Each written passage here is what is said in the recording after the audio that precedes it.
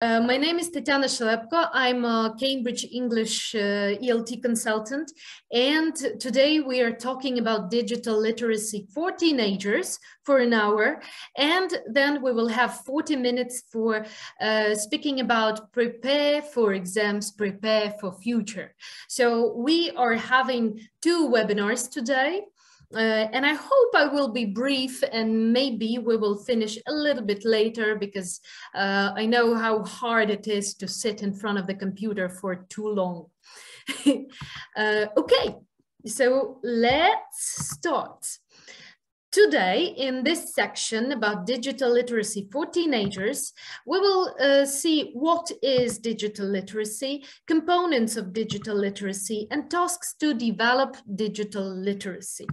So before we start, I will ask you to type in the chat what you think are the main challenges in teaching and learning digitally. Not specifically online, but to use digital tools or to involve digital tools while learning.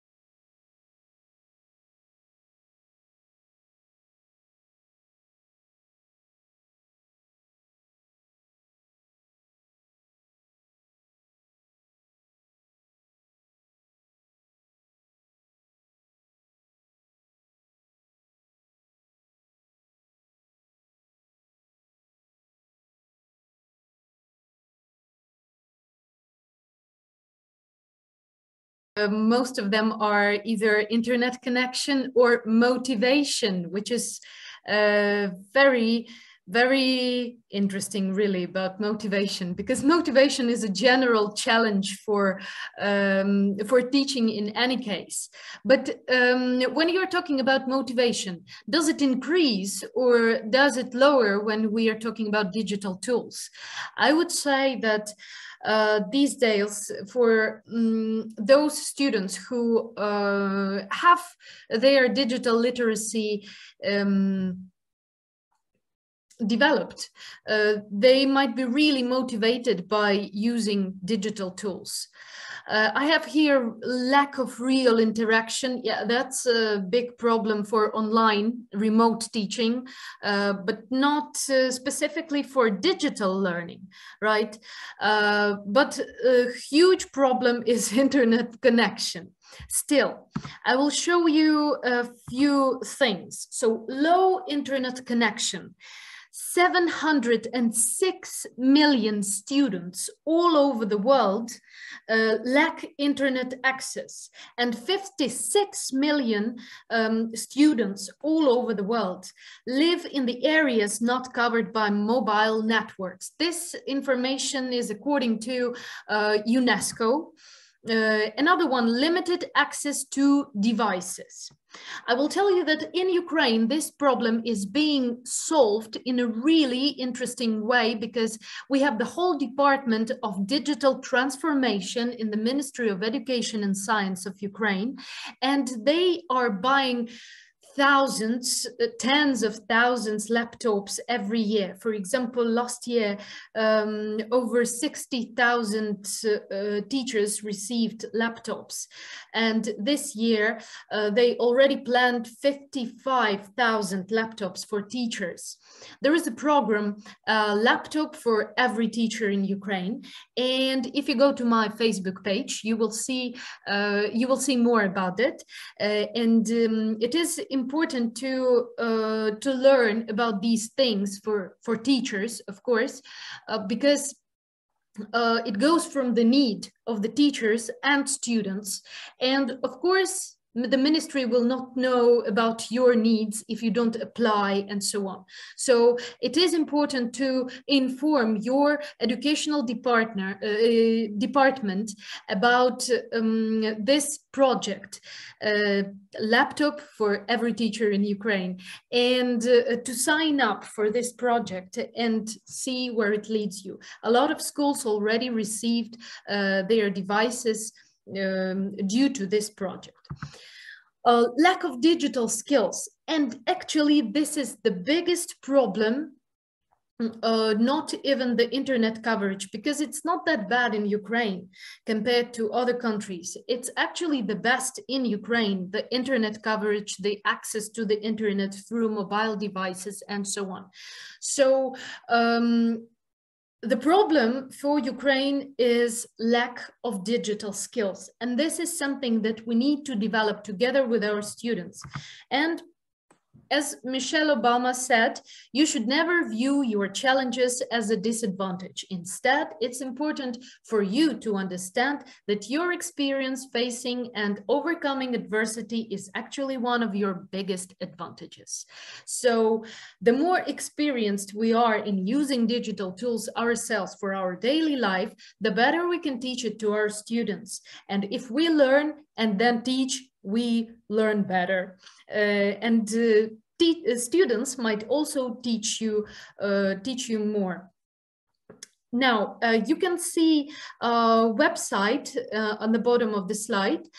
This is a website that shows you, I can actually copy it at the end of the webinar and send to the chat.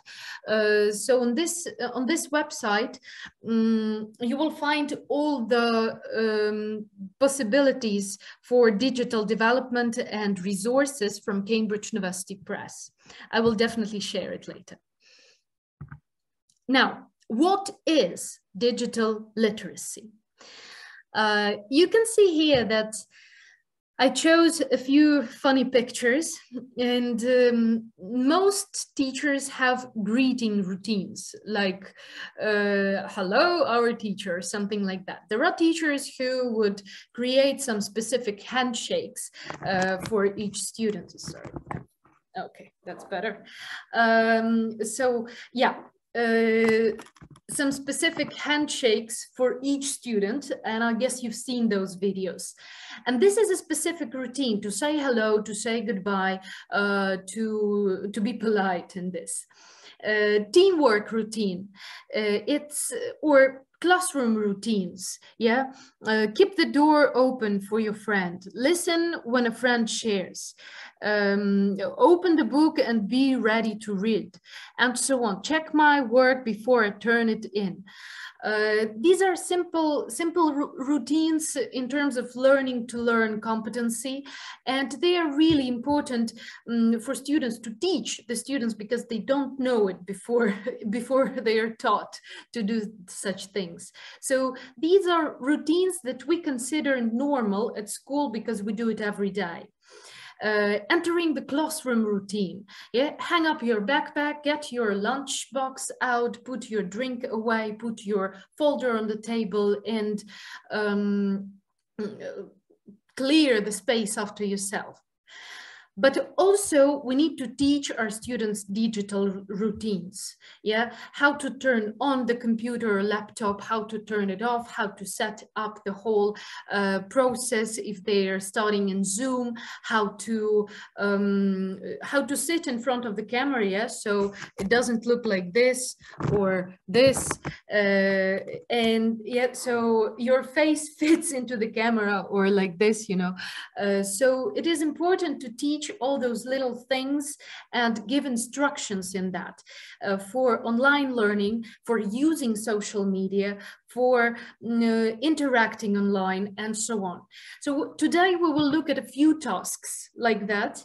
And here I'm showing tips created by students, for students, tips that you can actually send out or email those tips, or put them hanging on some tool that you're using together in Google Classroom, or somewhere on a wall like Padlet or something like that. So here you can see a few tips written for students for digital literacy for life. Never post personal information such as your phone number, address, and email address. Learn about the privacy and security settings on social media. So actually go to those settings in Facebook or Instagram or TikTok and see what are the security tips there. Don't meet up with people you don't know. Create secure passwords and never tell them to other people, and so on. So having such lists would really be helpful for digital security. Also, when we think about digital literacy, what it is a so-called 21st century skill that requires the use of technical, cognitive, social, and emotional skills. And it is crucial in helping students become lifelong learners, and involves the use of other essential life competencies, such as communication, collaboration, creative thinking, and critical thinking.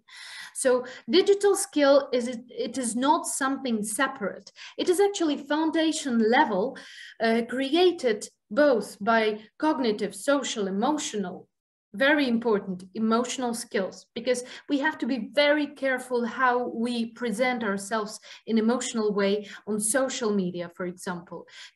And you can see this huge tendency of people being on social media and behaving really aggressively. At the same time, they are not like that in real life. And it's important to remember that virtual reality is not reality. What's going on Facebook and how people represent themselves on other social media is not what they are in reality. And it is another important skill to present yourself properly, to use commas, to use dots when you speak to someone, to use those emojis when you speak to someone. So the emotional element of digital interaction is still there. And of course, all the life competencies are important while we are developing digital skills, and digital skills involve life competencies. Now, digital literacy is not just about being able to use technology, nor is it a competency that students will simply develop naturally while engaging with digital content. This is something that you do not develop naturally. Important part here. For instance, frequent use of technology alone will not help students recognize a piece of fake news on a website, ascertain the reliability of information found online, or recognize threats while navigating the internet. So, when we are developing critical thinking by comparing the sources, by creating an argument, by persuasive communication, we do not develop digital skills only by using digital tools. All this has to be combined, both skills and competencies. I will explain a little bit more what it means. So we have life competencies and we have foundation layer. Life competencies are communication, collaboration, critical thinking, creative thinking, learning to learn, and social responsibilities. Foundation layer, it's about emotional development, digital literacy, and subject knowledge. So on the basis of subject knowledge, we develop all the 6 life competencies. On the basis of digital literacy, again, we develop all the life competencies, which usually are developed naturally, and at the same time, subject knowledge and digital literacy are not developed naturally. We need those life skills to develop these elements of foundation layer. As well as emotional development, we cannot just sit and develop it. We have to be in the constant collaboration, in the constant process of communication to develop our emotions. So, yeah. The foundation layer requires the development of all the life competencies, and digital literacy cannot be developed on its own. It's always involved into development of other competencies. If we look closer at the digital literacy, it consists of three main components. Using tools and creating digital content, sharing and interacting online, safety and well-being online. These three are also defined in such way. So using tools and creating digital content refers to a learner's ability to use technology and software with confidence to search for and create content, solve problems, and innovate. So we use this component of digital literacy for creativity, for critical thinking, create content. It's creativity, solve problems is critical thinking, innovations, again, creativity. Then confidence is about emotional development.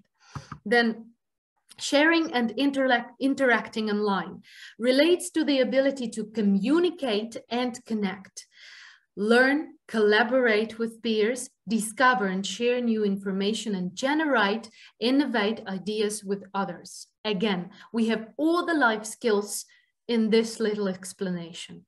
Then safety and well-being online. This also refers to social responsibility, right, where we are able to recognize risks, stay safe online, and protect our physical and emotional well-being. The skill also involves being able to practice good online behaviors by being socially responsible and empathetic when interacting with peers. Now, we have these core areas within digital literacy, the three core areas: using tools, sharing and interacting, safety and well-being. All of these core areas fall into more components. Today, we will have a look at the first four components and only one core area: using tools and creating digital content. At the next webinar, we will talk about sharing and interacting online, safety and well-being online, because it really takes quite a time to talk about possible tasks in every component. So, how it works in the Cambridge framework. Finally, Cambridge Framework for Life Competencies published a brochure, a booklet on digital literacy, a separate booklet, which you can find at the cambridge.org website. It's free downloadable. If you can't find it, you can just text me or email me. I will share this link with you. So, what it looks like: using tools and creating digital literacy. Component: developing techniques for searching and managing digital data, information, and content. Example: can-do statements. Yeah, how we check it. So to check whether students are able to use techniques for searching and managing digital data, we see whether they keep records of the source of the information they find in order to reference it appropriately. So I read this on Wikipedia. This piece of information comes from Cambridge.org website. This piece of information that I'm telling you now comes from the brochure developed by the Cambridge University Press, published on the Cambridge.org website. So we know where we saw this. If we know where we saw this, we can then check whether it's a reliable source or unreliable source. Yeah, I think this is real because when students can understand and can tell fake news and real news because they checked several sources and the information comes together and confirmed by someone else, someone with authority. All right. There are such can-do statements and example language, how to prove that you can do it with just saying it out loud. For all the components is there at Cambridge Life Competencies booklet, and it's there for all the age groups. This one is particularly for teenagers. There is also the same chart for young learners, for preschoolers, for secondary, this one, for higher education, and for professional life. Digital literacy in the classroom. It is very important, and they say it's imperative that digital literacy becomes a key part of the curriculum in order to teach learners how to critically engage with digital technology and develop an awareness of how digital tools can be used to convey information and meaning, whether for educational or professional purposes. And acquiring digital literacy skills and learning a foreign language is a winning combination, they say, for present and future generations that require careful planning and multiple opportunities for learners to use, train, and develop these competencies. Now, strategies for teaching digital literacy. The possible strategies are monitoring. What does it mean? Monitoring, like checking how students progress using the Cambridge framework for life competencies. Then we have, just a second. Then we have integrating the use of digital tools. Little by little, students, you as a teacher, need to integrate different digital tools, not only smartphones, but also laptops, also padlets, if possible in your school, VR headset, or at least take children where it's possible to the museums with VR technologies, augmented reality technologies, and these things. And it's important not to be afraid of this, because I personally am a little bit afraid of technology. I'm always like trying to do this with it requires a lot of effort, but this is our learning to learn skill, and we need to develop it as well. Now, integrating technology into classroom routines, like online diary, like using the walls, using the planners online, using Google Forms for feedback, and such things are really important for students to use as soon as possible, because their life will consist of such things in future. Submitting blogging assignments. This is one of my most favorite, and I will show you later the exact task that we were doing at my university. Connecting with others globally. Another great thing, and there is such a group in Osvitoria that connects teachers from different countries with students in Ukraine, and you can sign up for it and work with your students at the lesson of some teacher from another country. There is a Telegram chat. Again, if you're interested, you can email me and I will send you that. Creating activities about online safety, like a set of tips from the students to other students to be safe online. Now, how we do this. So here we have a chart with action, tool, and activities with these tools. So action, replacing regular maps and pictures with online versions. Google Maps, Google Earth, VR apps if possible. Then smart screen, laptop or VR headset. Now the task here or the activity would be become a digital tourist and explore London. This is actually one of my favorite things, going to Google Earth or just Google Maps and exploring different countries like that to see what kinds of cities there are, how these cities look from up there.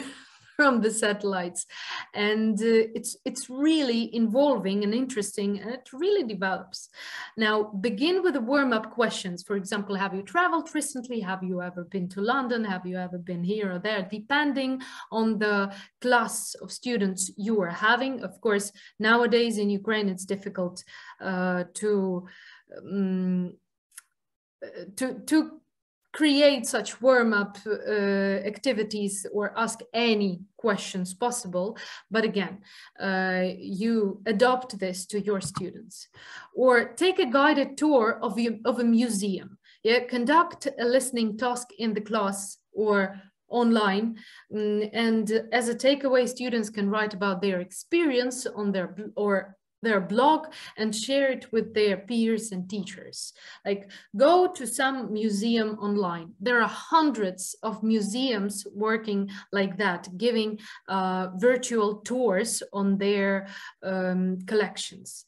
And I guess it's a great thing for students to learn about. And there is also this wonderful app called Google Arts and Culture, as an app. If you download it as an app to your smartphone, you can look at the pictures as if they are super close, and in this augmented reality, how you call it, augmented reality, it has augmented reality elements in this app, and you can project the picture of some artists on the wall, put it in your room and look at it very close, come up to it, go away from it, and really enjoy the art. Yeah. Now, teenage learners. For teenage learners, there are digital literacy activity cards, and in this activity cards you will be able to find a lot of tips on how to develop each component of each core area of digital literacy.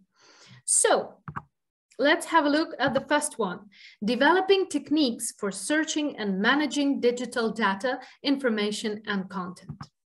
My portfolio. At the start of a course, have learners create a digital portfolio for their work, for example, using Padlet or Bob. Encourage them to think about how they want to organize their portfolio. For example, they might have a different column or section for each unit or topic. During the course, encourage learners to use their portfolio as a place to upload and organize the work they produce, along with the links to useful resources and online content related to what they are learning. I will show you my Padlet wall now, where I have my work planned. Just give me...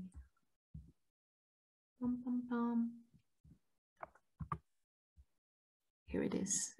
Yeah, so this is my Padlet. Here I put the topic. For example, what am I doing now? I'm writing my diploma paper. Diploma. Yeah, I'm still writing that. Here I can upload some materials on my diploma from my computer. Yeah, where they are. Oh, it's a different laptop. Anyways, I can upload some files. I can upload pictures. I can connect the links here. Some pictures that I can find on the internet and many other things. So here I can use whatever I wish to do a wall for this project, and I can choose another color for this one and write some, I don't know, plan of work, like send the introduction, and then I publish it. Yeah, and it sits here on my wall. I can edit it, I can open it, close it, and share it with someone I want. So there are other funny things here, so please check it out. This is Padlet. Okay, coming back to our presentation. So yeah. Use Padlet for students to start the work or start the project, and teach them how you can use digital tools actually for planning anything, not only your lessons, not only your learning, but also your personal fun project. Like someone likes making things out of chestnuts, yeah, and they can publish their photos there. Another one, making critical judgments about digital data, information, and content. How to develop critical thinking through digital literacy and vice versa. So the first, the task is called search, and your task now would be to type in the chat what these letters stand for. I have S, E, R, A, R, C, H. These letters, each of them, stand for a specific word in digital literacy topic. Please type in the chat, what do you think these words mean?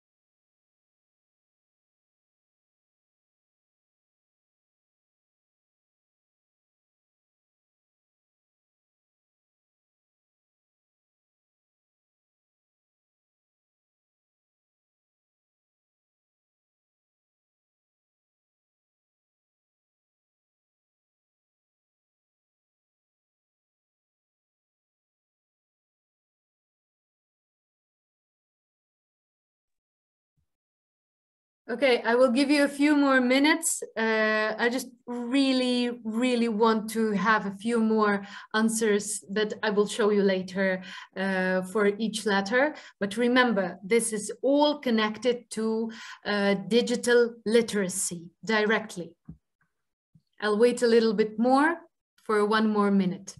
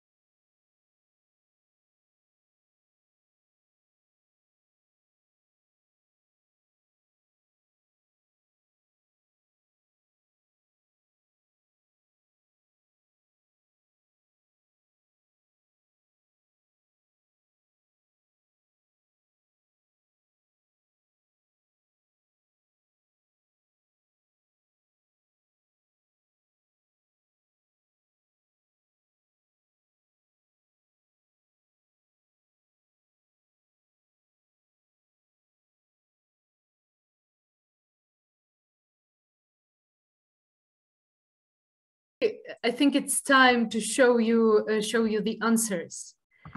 So, in the word search, S stands for source. What's the source of the information? Is the source reliable? Evidence, E stands for evidence. What evidence is there to support this information? Author, who is the author? Why have they written this?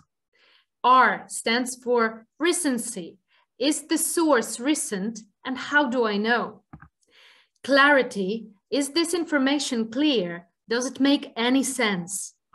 And helpfulness, is this information helpful and whether it relates to my topic? So these are the main questions in the search process. Now, to make it work remotely, you can use Google Forms with these questions about each research they are doing. I will come back to the chat and ask you, someone said author, and I was very happy to see that there is author, which is really important. Who is the author of this piece of information? Yeah. But I'm not sure whether I saw other correct answers.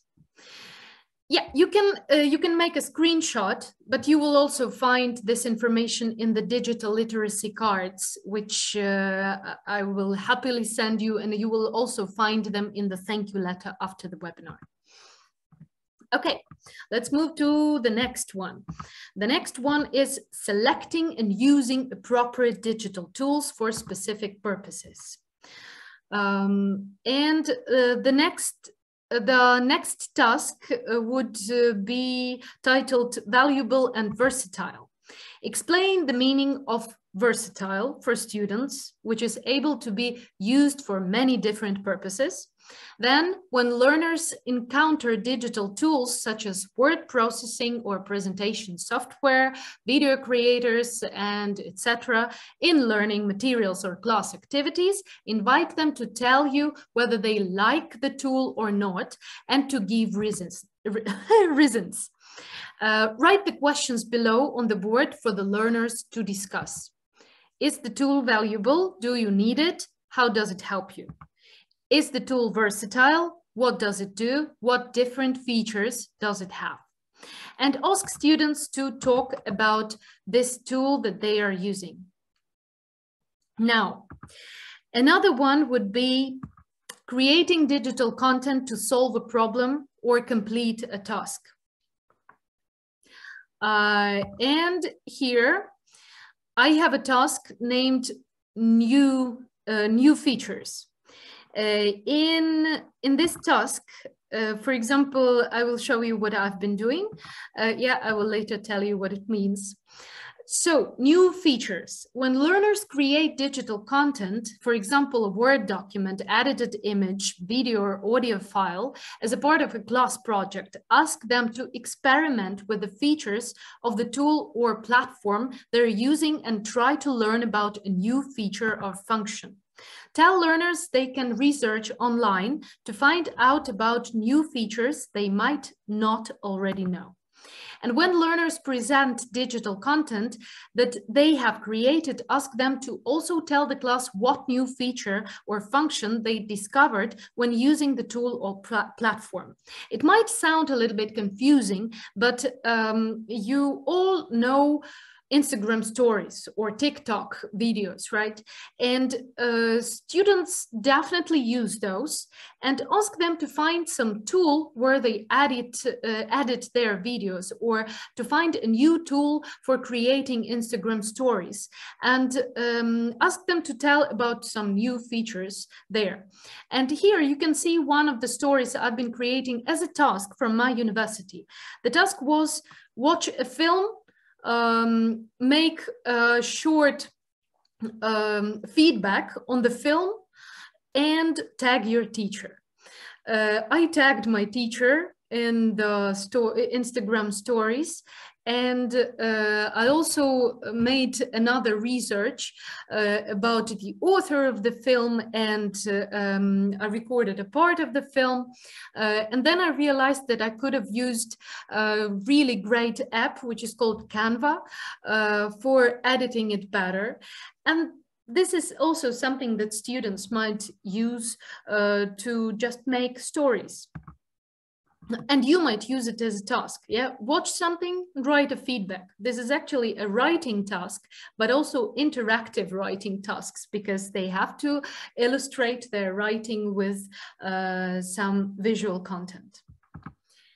Safety and interacting online, to be continued on our next webinar in November. At this moment, do you have any questions? Time is it? Yep. Here it is.